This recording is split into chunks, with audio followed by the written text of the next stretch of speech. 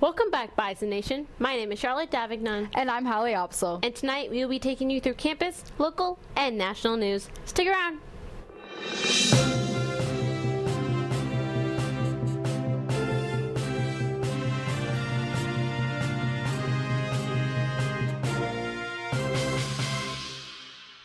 In an announcement on Tuesday evening, President Cook shared that he has been selected to fill Iowa State's position as president. He shares that the commissioner and the State Board of Higher Education will work together with campus leadership to name an interim president until a search may be launched to fill the position. The training you receive at the academy, it's not this. That's what Corporal Muhammad Hakim said after a routine traffic stop in Michigan turned into an unexpected medical event. The driver, who was rushing his wife to the hospital, was pulled over for speeding. Once the Corporal Muhammad arrived on the scene, dispatch made a crucial decision to deliver the priority medical assistance. The dispatcher in question was Corporal Muhammad's younger brother, who guided him through the birth. The baby was safely delivered and brought to the hospital later. Two pitchers from the Cleveland Guardians, Emmanuel Claus and Luis Ortiz, were indicted on charges of wire fraud, conspiracy, and money laundering for allegedly taking several $1000s in payoffs to help two unnamed gamblers from the Dominican Republic who won at least $460K. The pair have been on non-disciplinary paid leave since July. In one of the instances cited, Claus took the mound in a game against the Boston Red Sox, and his associates won $11K. Ortiz pled not guilty to the charges, and Claus still awaits his arraignment. A 22-year-old Fargo man, Wyatt Chrysler, is being charged with reckless endangerment, fleeing a peace officer, criminal mischief, refusal to halt, and 2 counts of methamphetamine possession. Chrysler was found driving between apartment complexes. The vehicle in question displayed temporary plates with no registration visible. The driver's window had a crack, suggesting the car may have been stolen. When officers attempted to make contact, Chrysler became evasive. After officers surrounded the vehicles, Chrysler reversed his car and struck a squad car, then drove forward into another vehicle. It was reported that the 2 squad cars were rendered inoperable, and the third remained operable despite the damage done. A preliminary hearing is scheduled for December 12th. The U.S. Mint has officially ended production of the penny after more than 230 years. Introduced in 1793, the 1-cent coin once had real buying power, but today most pennies go unused. Now each costs nearly 4 cents to produce. While billions of pennies remain in circulation and are still legal, no new coins will be made. This decision has drawn mixed reactions. Historians note that the pennies have long served as a cultural record featuring historical figures and national symbols. The last U.S. coin to be discontinued was the half-cent in 1857. Though the penny will no longer be minted, its legacy lives on as a small but enduring symbol of the U.S. history and culture. North Dakotans have been enjoying a little bit more speed on the highways ever since the state raised its interstate speed to 80 miles per hour in August. While the higher speed limit gives drivers more room to stretch, highway troopers state that enforcement hasn't changed. Vehicles going even a few miles over the limit are still being stopped. Since the law took effect, nearly 2,700 citations have been issued in the 80-mile-per-hour zones, compared with more than 3,500 tickets in the same areas last year when the speed limit was 75. Troopers say most drivers are adjusting, keeping their speed around 80, but there are still some who push the limit.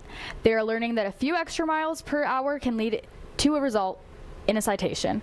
Officials are stressing that safety is still the top priority, and they continue to watch closely for unsafe drivers. The federal government officially reopened on November 12th of 2025 after a 43-day shutdown. The next morning, November 13th, federal workers across the country returned to their offices and agencies. Congress finally reached a deal to pass a funding bill that will keep the government running until January 30th of 2026. This agreement ended weeks of closed offices, missed paychecks, and delays in important public services. More than 1 million federal employees who were either furloughed or working without pay will now receive their back pay. Many agencies say they are working quickly to catch up on the backlog caused by the shutdown. For now, the government is fully open again, and Americans can expect services to return to normal as the workers get back on the job. Stick around for more news at the Bison Information Network. One kid, one mentor, plus one moment can unlock limitless potential. One heart-to-heart. One inside joke. 30,000 youth are waiting. Be there for one of them. It's time. Become a big today. The NDSU bookstore has everything you need to show off your Bison pride. The bookstore can have you sporting green and gold wherever you go. It offers many different brands, sizes, styles, and selection so that you find exactly what you're looking for. Shop the NDSU bookstore and show your spirit today.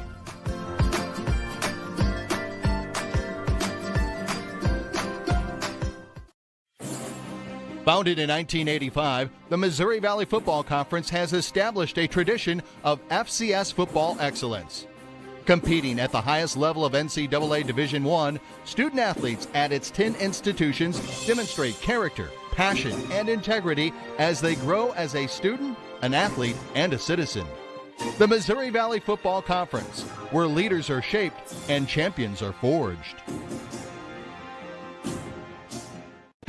There are so many great things to experience at NDSU. It's hard to pick one, but my favorite is the people. They make it such a warm place. The Bison aren't just across the country, they're across the globe. It's the perfect distance from home. The faculty are our biggest cheerleaders. Hands-on research experience. The affordable tuition. All the opportunities to stay active on campus. Real-world learning experiences. once I got on campus, it felt like home.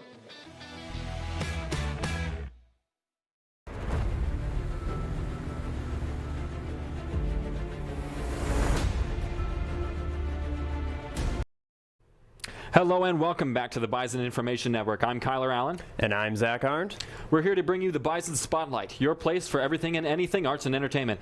And oh boy, do we have a lot to catch up on. Let's start off with upcoming movies. Take it away, Zach. Predator Badlands. A new take on the Predator series has recently taken Rotten Tomatoes by storm. The film has gained a certified fresh rating of 85%. The cast had to learn, read, and speak a unique language designed solely for the movie. Sounds like the sequel translates well from the page to the screen. Following a large social media marketing campaign, Now You See Me, Now You Don't premiered November 14th. The third installment in this magic-themed heist franchise features returning stars Jesse Eisenberg, Woody Harrelson, Isla Fisher, and Dave Franco as the Four Horsemen. Throughout the film, moviegoers witness the Horsemen's various magic tricks, and it's up to you, the viewer, to discern what is real and what is an illusion. Edgar Wright's remake of 1987's Running Man is a non-stop adrenaline rush for all you adrenaline junkies out there. Running Man features Glenn Powell as Ben Richards, originally played by none other than Arnold Schwarzenegger. Expected to be released November 14th, this adaptation of a classic thriller is sure to top the charts. Wicked for Good. The long-awaited second half of the Wicked film adaptation is coming soon, folks. Co-leads Ariana Grande and Cynthia Erivo now have matching tattoos to commemorate the film. The words "For Good" are now set in ink on Cynthia's left palm and Ariana's right. Wicked for Good hits theaters November 21st. Well, I've had my fill of movies now. I don't know about you, Zach. Oh, yeah. Why don't we mosey on down to the music section? Sounds great. Let's take a look at some of the recent Grammy nominations that just released to the public, shall we? First up is Song of the Year. Now, this is a packed one, folks. 7 songs battling for the top spot. All good options, each one with a catchy tune, especially the one I can't get out of my head. Yeah, for me it's Golden, and I've only watched K-Pop Demon Hunters once. All right, let's take a look at the best new artist of the year. We have a lot of fresh names and new faces. Yeah, 2 of these names come from the influencer bubble. We have a former Hype House dweller, Alex Warren, and the TikToker Addison Rae. Both started out their careers as internet influencers, and both have apparently successfully transitioned into the world of pop music. Now, I'm not going to lie, I had to Google the majority of these names here. Yeah, really. Coming from someone who hasn't listened to a majority of the new songs coming out, I was really interested learning about these people. All right, let's shift focus now to the Album of the Year nominees. We had a lot of big names coming back to top the charts. Chromacopia, Swag, GNX, Mayhem, and Man's Best Friend all coming from giants in the music world now. Only time will tell who grabs the title for Album of the Year. Shifting over to NDSU Productions, shows like NDSU's Theater and Theater B's co-production of Romeo and Juliet, along with Fargo Moorhead Opera's production of La Traviata, have wrapped up for the fall as we head into the winter season programming. Coming up next week on the Bison Spotlight, we have Christmas, Christmas, and more Christmas. We'll be taking a look next week at upcoming performances like Handel's Messiah and this year's Magical Dinners. Well, that's all for the Bison Spotlight section, folks. Hope you have a wonderful day and a groovy afternoon. Keep on chugling and stay classy, NDSU. I'm Kyler Allen. And I'm Zach Arndt. And this has been the Bison Spotlight. Stick around after the break for Sports with Jack and Weather with Henry. Thanks for stopping by.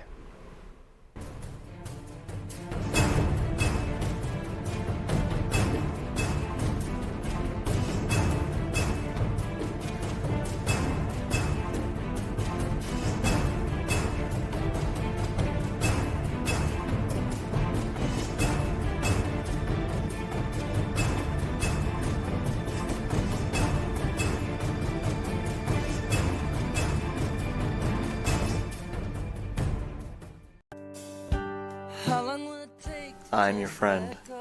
I am your coworker. I'm your neighbor. There's no set person that defines who needs help in North Dakota. I play cards with your grandmother every week. Hunger is becoming more and more widespread and more known because there are people standing up and saying, hey, this can't happen. We can't be having this in our state, in our community. I sit next to you in math class. It's proving that they're learning better and they're not coming to school so hungry on Monday morning. We're engaging them and we're helping them learn. I mean, people want to help their fellow citizens, and in this food bank, in this agency, that is exactly what's happening, is people really, truly care. I'm here. I'm here to change the faces. I'm here to change the faces of hunger.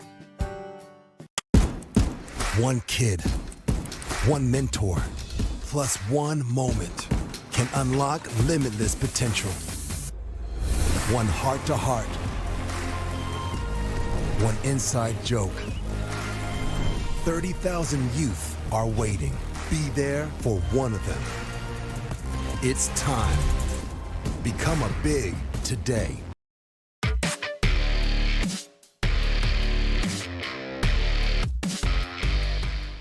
Hello, I'm Jack Higgins, and welcome back to Bison Sports.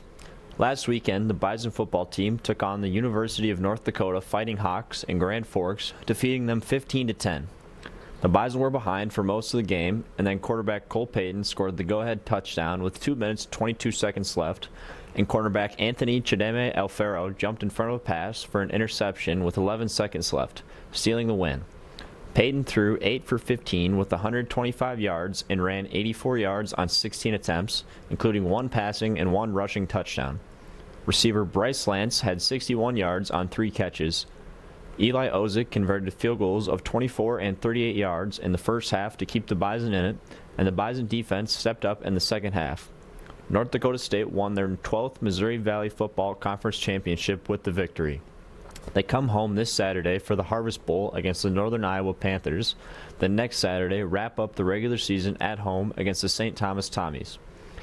In other Bison sports news, men's basketball won at home on Tuesday and Wednesday, defeating Carolina State Northridge 90-68.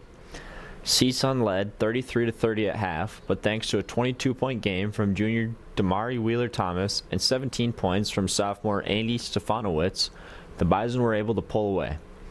Wednesday night, they beat St. Scholastica 111-38. Senior Tay Smith led the team with 24 points, making it 5 for 9 3-point, and redshirt freshman Carson Smith scored a season-high 17 points. They improved to 2-2 on the season and will host Southern Illinois on Monday. Women's basketball also hosted the Concordia Moorhead Cobbers on Monday, beating them 84-60. The women improved to 2-1 on the season, and head coach Jory Collins picked up her 100th career win. Junior Avery Cohen scored 16 points, and sophomore Jocelyn Schiller also scored 12 points and 5 assists. They play again on Sunday against the Nebraska Cornhuskers in Sioux Falls, South Dakota at the Sanford Pentagon.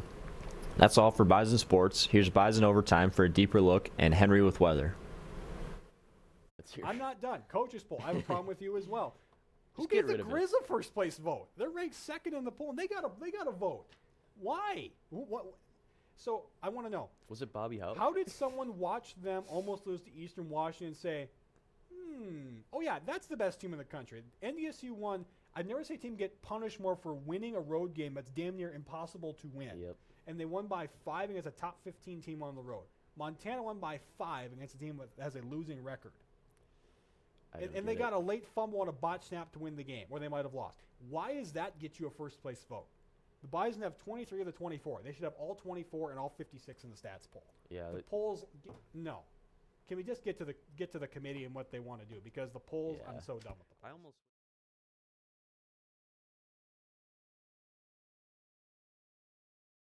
Hello, Bison Nation. I'm Henry Raddock, as always, with your Bison weather report. As you can see here, 60 degrees today. Far cry from the 30s and 40s of this past week. Mostly cloudy skies with a low of 35 today. Precipitation 25%, humidity 79%, wind at 13 miles an hour. Now, don't let my warm attire fool you. It's going to get colder. Moving on to this week. This weekend, we're seeing cold temperatures. We're dropping from 60 to 45, 44, and 41 on Monday, with mostly cloudy skies to sunny. We're seeing some sun here and there. Lows are going to be in those 20s. Now, I'm going to go over here as we look at the weather for the next few days, Tuesday, Wednesday, and Thursday. Mostly cloudy skies with some clouds there on Wednesday. Not a lot of sun that day, but still 40, 40, and then 37 on that day. It's only 6 days. Or so.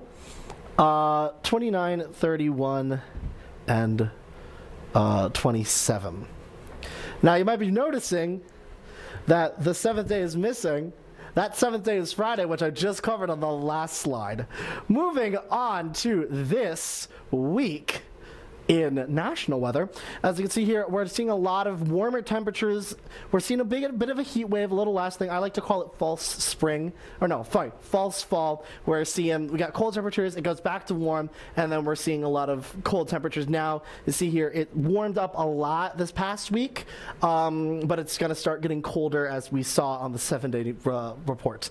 Precipitation in the last 24 hours has not been a lot. There's not been a lot where we are. We're seeing a bit of sprinkling here in Washington, New York, and California. And as a little treat, this week, we saw a lot of northern lights, a lot of aurora borealis activity, a lot of solar storms, and I got out on both the nights, both Tuesday night and Wednesday night, to take a look at the borealis. Now, this is from Wednesday night. I got some really good pictures, and this is from Tuesday night. Now, if you want to see a aurora borealis, I recommend getting an app that lets you know what the strength of the borealis is going to be. I also recommend getting a good camera with some good exposure time to get a lot of the good radiant colors. I would recommend going out later at night and going to some fields in northern, just outside of Fargo to the north. Well, that's all I have for weather this week. I hope you enjoy your weekend and next week. Thank you so much, and roll herd. Yeah, thank you, Henry. Those are beautiful northern lights, and thank you for the weather. Got some beautiful weather this week. Hopefully it stays warm, doesn't get too cold too soon, and we keep the snow away. Anyways, that's all we have for you here at the Bison Information Network. I'm Jack Higgins, and remember, roll herd.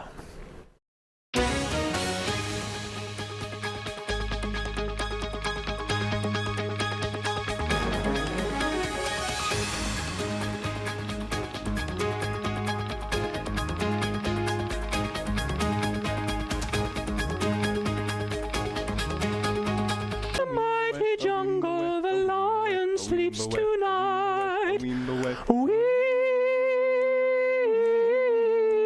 on my way. We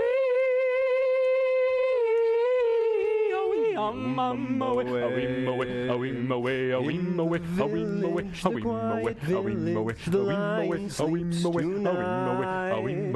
In the village, the quiet village, the lion sleeps tonight.